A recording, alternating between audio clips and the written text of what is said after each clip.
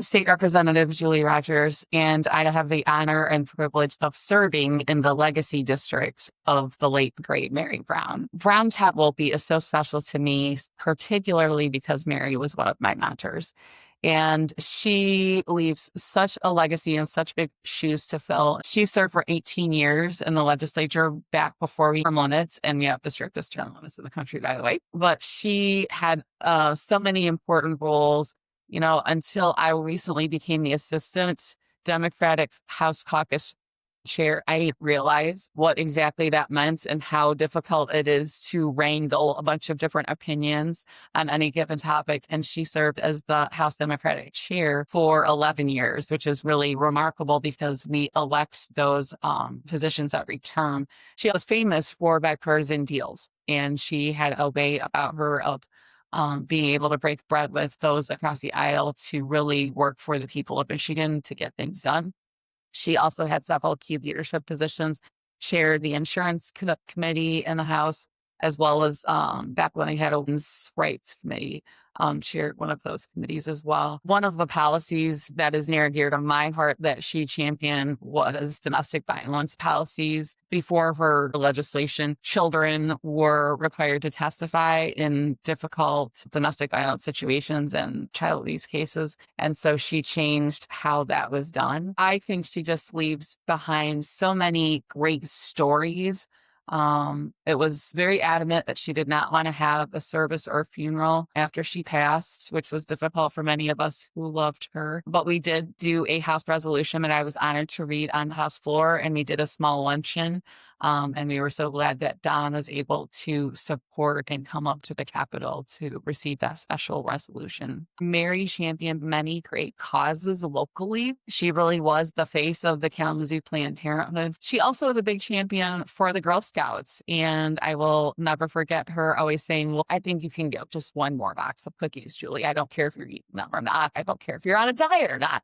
We need your money. And so she was very persuasive at whatever cause she championed, but a lot of them were benefiting girls and women. The other thing I wanted to bring up that was personal for me is I got my start running in a very difficult seat. That was House District 61. Mary was so selfless that every summer, her birthday was in August, and she would pick a different cause or a different person to raise funds for and throw a big party on her front lawn in Kalamazoo, and people would come from far and wide because she asked them to.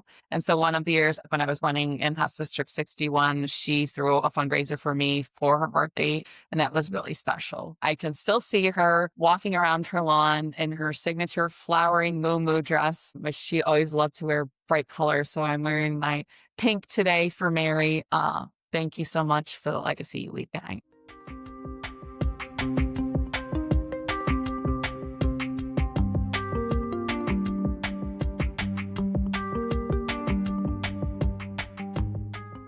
My name is Don Berdahl. I'd like to take a few moments and share some thoughts about Paul Todd Jr. I had the good fortune and great honor of working closely with Paul for the last 14 years of his life. Paul was a remarkable man of many accomplishments. He was a decorated soldier in World War II. He was a brilliant scientist and inventor. He was a U.S. congressman. From 1967 until 1970, he was the CEO of Planned Parenthood. He was an entrepreneur. He was a successful businessman who focused on more than just profits. Paul had a genuine interest in his employees and their families. He provided good wages, excellent health benefits, and he encouraged everyone to take advantage of continuing education. Paul considered his company as part of this community, a community that he cherished. I can remember proposals that came across Paul's desk that involved construction in the plant and the addition of new hires in a way that would allow him to take advantage of tax credits from the township. Paul's answer was, all right, we'll do the construction, but we're going to pay our taxes. It's our responsibility for being part of this community. And Paul helped his community in other ways as well. I want you to imagine that you're at a board meeting at Kalamazoo College. Paul is talking with the president. He's musing about his difficulties in finding a really interesting beer to share with the guests that are going to be attending a Democratic fundraiser at his house. The president says, we have a sophomore who's brewing beer in the closet of his dorm room. He doesn't know that we know, but I've heard it's pretty good. Paul said, send him up to my office. When Larry Bell got to Paul's office, Paul grilled him about everything about brewing and hops, the bitterness, hop oils. He really gave him a good working over. When Larry demonstrated that he knew his stuff, Paul ordered beer for the fundraiser. The beer was great, the fundraiser was a success, and that seemed to be the end of it. But a couple of months later, Larry showed up in Paul's office. He said he'd been doing some thinking. He wanted to drop out of school and follow his dream of being a brewer. Paul wrote out a check for $10,000 and slid it across the desk to Larry. Here's some seed money. In addition, Paul used people from CalSec, the maintenance staff at CalSec, to help Larry install his brewing equipment and maintain it until he got his footing. At Paul's funeral, Larry said, without Paul Todd, there would not be a Bell's. And about that contribution, Larry issued some stock for Paul, and Paul turned around and donated that stock to Kalamazoo College. Paul was a remarkable person. Howard was first thinking about running, and it was a big decision. This is actually back in the race. We lost by a couple of votes, and then we came back and won 2 years later. But this is in 1975. He said, I want to talk to Paul Todd.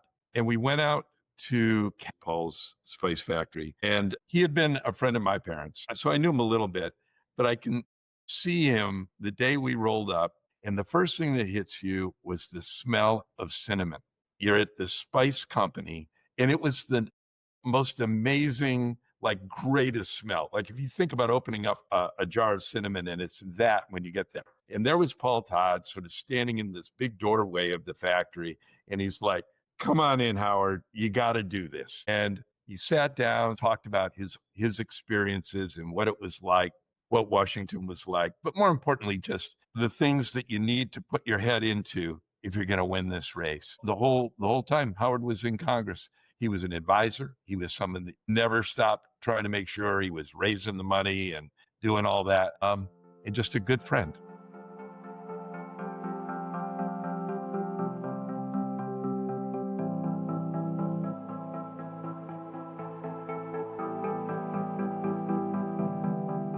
Wolpe was one of the most extraordinary people that I've ever met. And he certainly was probably the most important mentor to me and all of the years that I've been now in political, campaigns and working on the Hill, and also doing things like being the media consultant to Bill Clinton, Barack Obama, and Hillary Clinton, and so on. This was the guy who's lit the fuse for me that politics is something that matters, that people can't give up. I mean, I remember Howard always sort of saying, when people give up, when you get really frustrated, like the moment we are in right now, and you walk away, the other side wins. I think I'd like to start about how I met Howard Wolpe.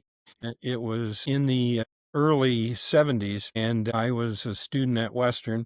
I was number 9 in the Vietnam lottery, and so my student deferment was a real incentive for me to like college. I loved college, and I took all the classes. I was a business major and a major in accounting, but I met Howard because I took all the political science classes I could, and he was a professor. And then as we went through that, I got more and more interested in politics, and I graduated just a month before they ended the draft, and so I made it out of that. And I went into my career, and at that time, I was, I think, the only Democratic accountant in America. My professor Howard called me one day and said, I'm going to run for Congress, and I'd like you to be part of this, and I'd like you to be the treasurer. He laughed at himself. I can remember one time when the district included a slice of East Lansing.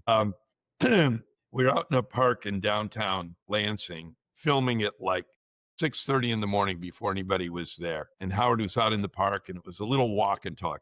And all the sprinklers turn on automatically and just pop up in the middle of the park. He's soaking wet. This thing is just like shooting it, at Howard Wolpe. And he just melted down in laughter and could not finish for like 35 minutes doing the lines, because every time he'd open his mouth, he would just start hysterically laughing again. And, you know, then that was Howard. Jim Margolis and I went out to California with him, and it was DCCC was doing this thing, and it was at Olivia Newton-John's house, and we had all these celebrities were there. Ed Asner had come in to the district before, and I had met him, and we'd had a good time. And when I walked into Olivia's house, the kitchen was crowded with people. It was right there. And Ed Asner turned around with me to me, and he had a big red wine stain on the front of his white shirt. And I said, "So you've met Howard?" And he just laughed and he said, "Howard did this." And here's something else about Howard. He was very aware that there were people in front of him who had made a big difference in his own life and even in his political life. So there was Paul Todd that had won one term before that he would constantly look to and think about as a sounding board for how he should approach this office. And Paul was really an amazing supporter and kind of thought partner as we were trying to win that first race. And then there were the people who were right behind him, like Mary Brown, who he saw what she had. He understood the kind of person that she was and what she represented in terms of really moving forward, pushing forward. How do you make change that's meaningful? And so whether it was Paul Todd or Howard Wolpe or Mary Brown or the people that we see coming up today, it was that recognition that it takes all of us